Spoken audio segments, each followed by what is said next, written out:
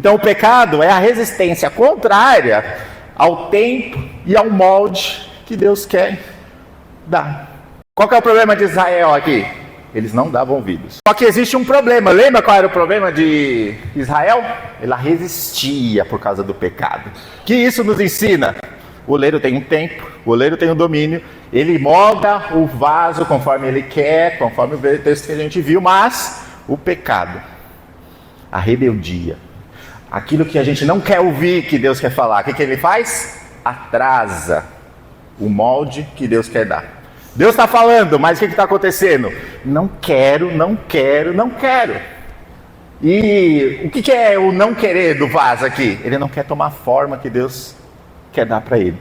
Então o pecado é a resistência contrária ao tempo e ao molde que Deus quer dar.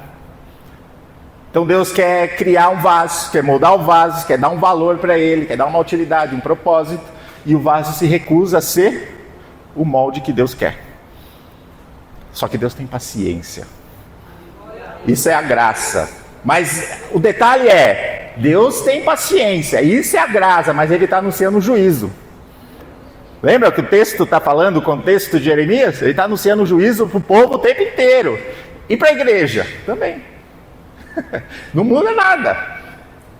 Ele tem um tempo para trabalhar na nossa vida, a gente resiste muitas vezes, né? E a gente se quebra. E aí quando a gente se quebra, fala, preciso de Deus. E Ele vai formar de novo. Preciso viver o processo de Deus. Preciso viver o tempo de Deus. É graça, mas ela vai acabar quando tiver o juízo. Que é o mesmo recado que tinha para o povo de Israel. Agora para a igreja, o juízo é a volta de Cristo. Na volta de Cristo, cessa-se a graça e começa o juízo. Juízo de quem? De quem não quis assumir a forma que o oleiro quis dar para ele. Pode ter se quebrado? Pode, mas Deus é paciente.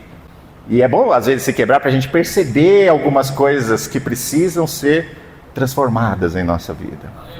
Qual é a vontade de Deus para mim? Eu vou descobrir quando eu me quebro, porque eu resisti.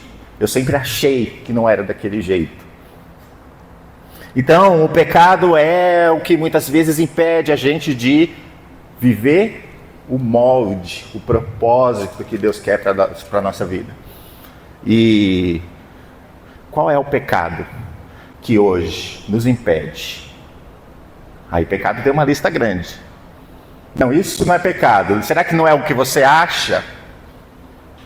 É importante a gente notar esses detalhes.